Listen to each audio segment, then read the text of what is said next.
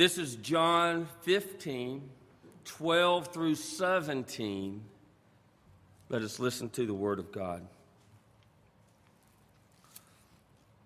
This is my commandment, that you love one another as I have loved you. No one has greater love than this, to lay down one's life for one's friend. You are my friend if you do what I command you. I don't call you servants any longer, because the servant does not know what the master is doing. But I have called you friends, because I have made known to you everything that I have heard from my Father. You did not choose me, but I chose you, and I appointed you to go and bear fruit, fruit that will last, so that the Father will give you whatever you ask in my name. I am giving you these commands so that you may love one another. This is the word of the Lord.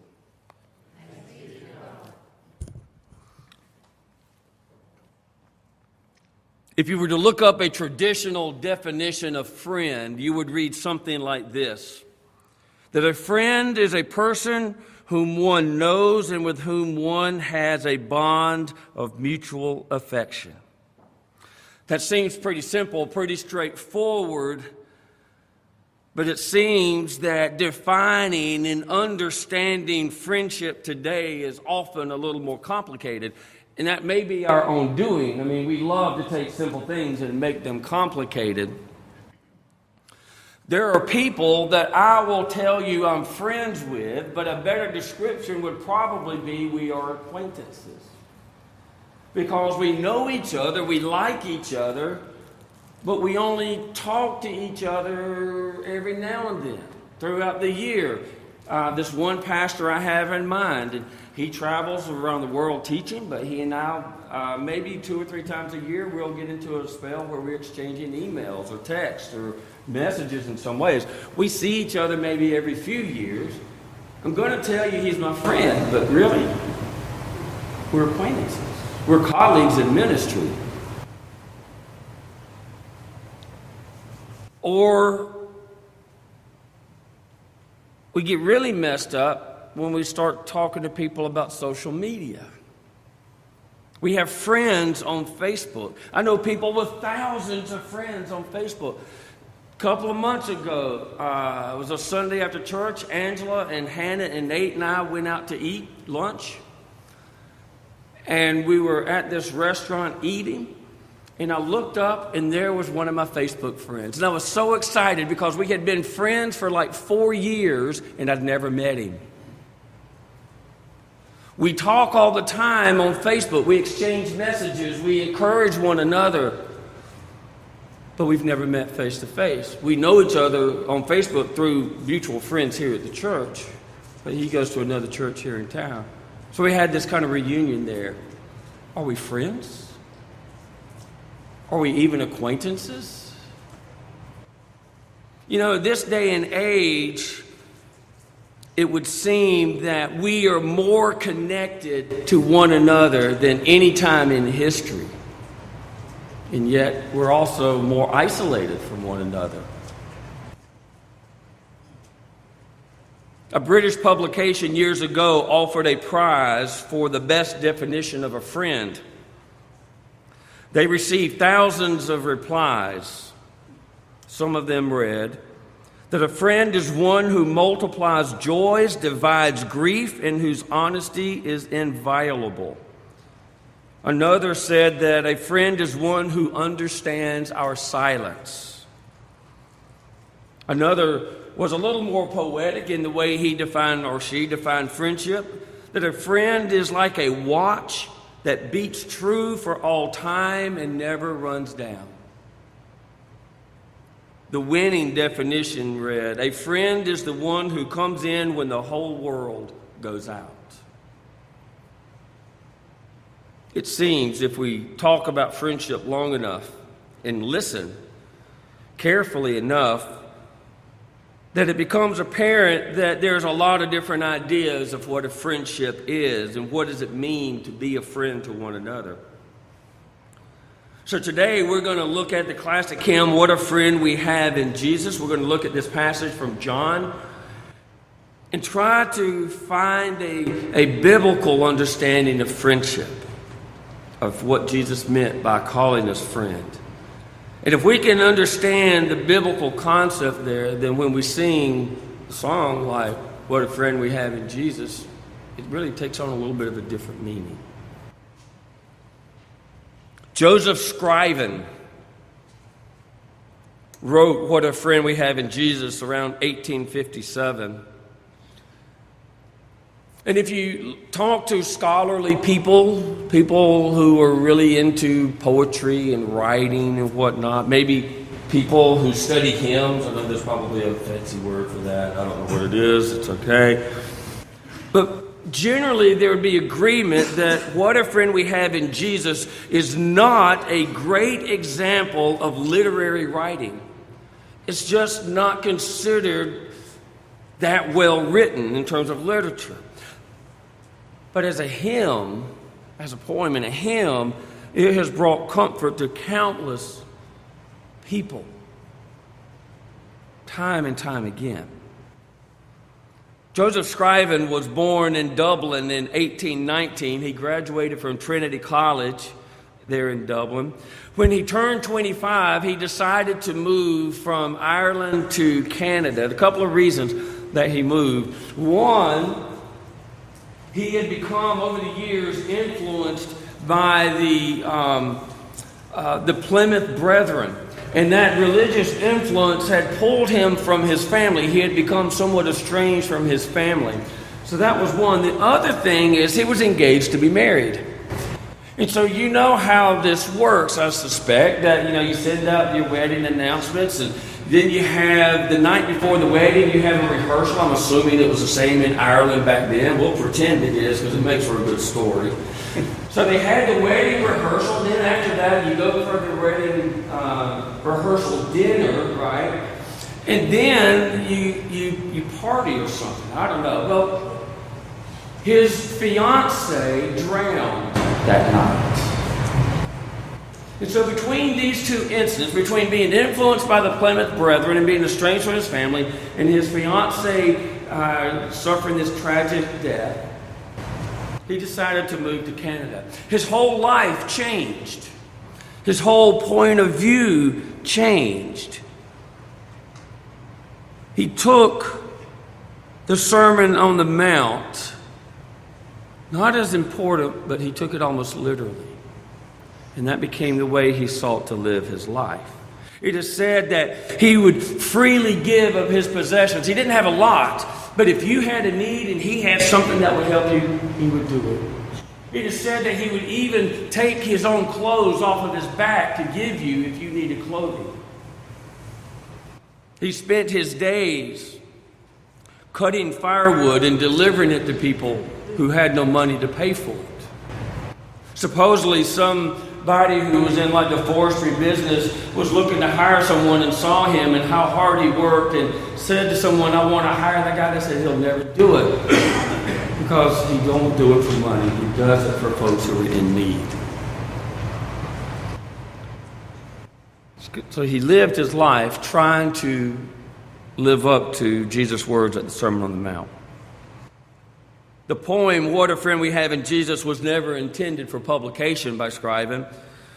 You see, he was in Canada, his parents were still in Ireland, he learned that his mother was seriously ill, so he wrote her a letter and he included that poem.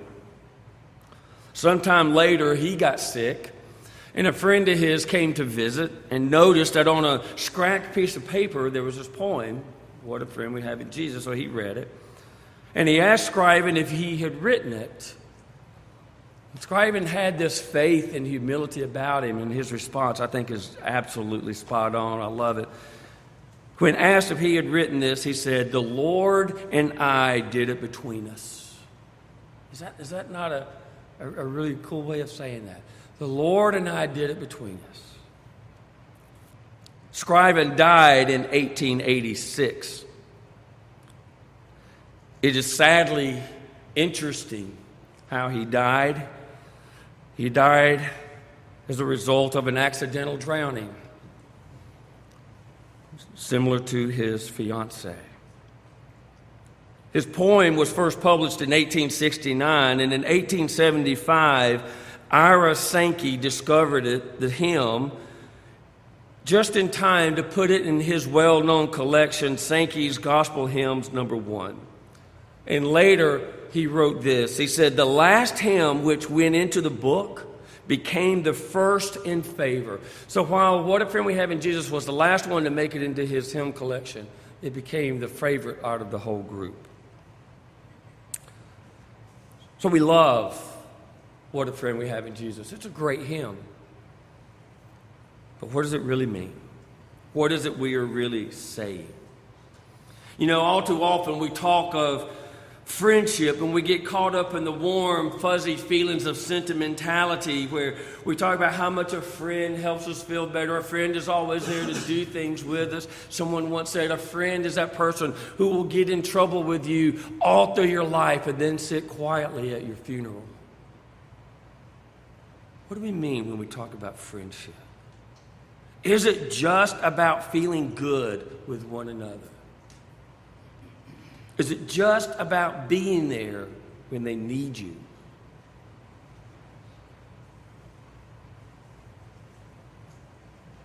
So what does it we mean in this hymn? What does Jesus mean?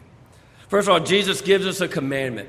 He says that we should love one another as I have loved you. Now, commandment here isn't the Old Testament commandment. It's not one of the 10 commandments. A commandment here is Jesus' direct words, Jesus' direct instructions to us. It's an authoritative direction. It's not a suggestion. It's not a, this would be really good if you do it. It's not, I hope you will see it my way. Jesus says, love one another as I have loved you. And there's a period there. It's a command, an imperative. We need to do it. It's a directive by Jesus to his people to do something. It is a call to action. And what is it we're supposed to do? To love one another as Jesus has loved us. But see, what does it mean to love one another? I saw a thing last night that said, it was a picture, and it said, if it's not about love, then it's not about God. So what does it mean to love? Jesus didn't leave us to ourselves. He didn't leave it to us just to figure out. He says, look at me. I'm the example. You want to know what love is? You look at me. And really, I think what he's trying to get us to do, because he knows if it's up to us, it's just going to be about our feelings. It's just going to be about making one another feel better. That's not just what it is. It goes deeper than that. To love one another as Jesus loves us sounds so simple, but yet it can be so difficult. Many people just want to say love one another. Jesus doesn't say love one another here. Love one another how? As I have loved you. You can't do it without that second part.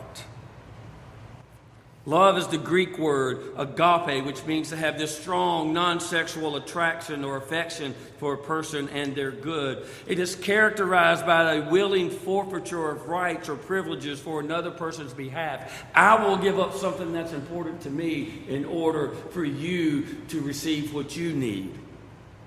It's that kind of love. It's a sacrificial love. It is about being for the other person. It doesn't have anything to do with liking someone. Wait, we hope that's true.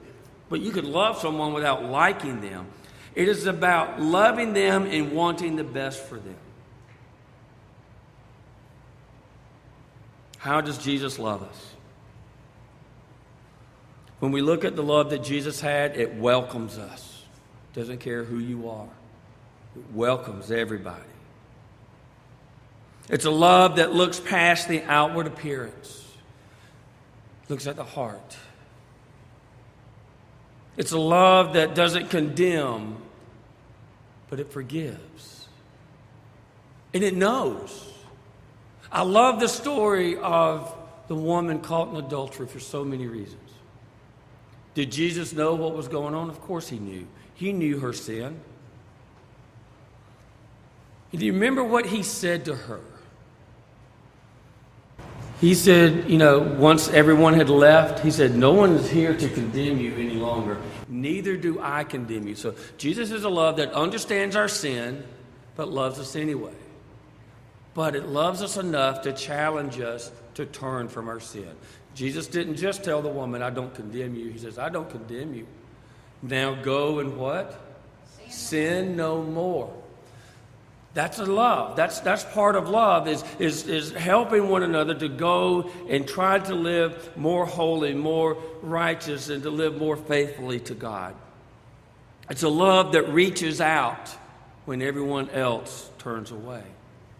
When no one is willing to help someone, the love that Jesus had was there. People that the world and society cast out, Jesus said, hey, come on, eat. I'm going to come eat with you. And in the end, the love that Jesus loved us with is a love that went to the cross. It's a love that was willing to lay down his own life for us. And that's how Jesus defines friendship and love. It's not just that warm feeling about feeling good. It's about lifting one another up and putting them and their needs before your own. Too often, we just want to say, take care of yourself and then take care of others. Jesus flips that around, and that's what he's calling us to do. To be Jesus' friend means that we will do what he commands. It means that we will live by following his footsteps. You notice we're not servants. What's the difference in a servant and a friend? Well, the servant is kept at a distance. If you have a servant, they are kept away. They are kept at an arm's length away. They're not up close. But a friend is an intimate relationship. The friend knows what is going on. The friend understands what is going on. That's what we're being called to.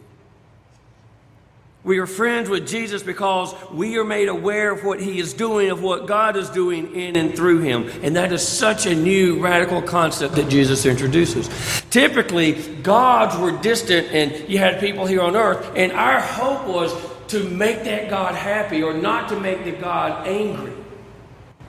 But there wasn't a close connection. There was no intimacy there. Jesus came in flesh to demonstrate the intimacy of God. He came and walked this earth in human flesh to show the will of God, teach the will of God, and to die to bring forgiveness. That's love. That brings us that intimate connection. He redefines the whole concept of friendship and love. No longer do we worship a distant God. We worship a God who's up close and personal. Someone once described the incarnation of Jesus as he moved into our neighborhood. So he shares the same thing we do. In the person of Jesus, we get to see up close who God is and what God desires of us. But when we're looking at this passage, it's certainly important to look at how Jesus redefines love, how Jesus redefines friendship, but I think there's something more important to look at. And that is that we did not choose Jesus, he chose us. Now, when I was in high school and I was thinking about going to college, this is the way it worked. And it was very similar to the way disciples would pick a rabbi back in Jesus' time. I would find colleges that I wanted to attend. I would fill out my paperwork, my application. My parents would write a check. Some of y'all are familiar. And I would mail it in. Then the college would look at my application and decide if they wanted to take me on as a student. That's kind of how colleges work, right? In the days of Jesus, if you wanted to become a disciple of a rabbi, you would find the rabbi you wanted to study under. You would approach him, introduce yourself, say, I'd love to study under you. He would then decide whether to accept you or not. Jesus turns that around. Think of the disciples of Jesus. Jesus sought them out. Jesus called them to himself. Jesus calls us to himself. Faith is a gift. It's a gift from God. We don't choose God. He chooses us. We respond to his initiating, to his call. He calls us to belong to him, and in response, we nurture and grow our faith. Know that you've been chosen. Know that you have been chosen for the gift of salvation, for your sins to be forgiven and you to be remade in a new relationship with Jesus Christ. Know that you have been chosen to be a disciple, to study and to grow and nurture your faith. Notice that you have been chosen to be a prophet, to share the good news of Jesus Christ, to let others know about God's love. And you've been chosen to belong to him and to put your trust in him in all situations. So come, my friends, and as friends of Jesus, let us love one another as Jesus has loved us. Amen.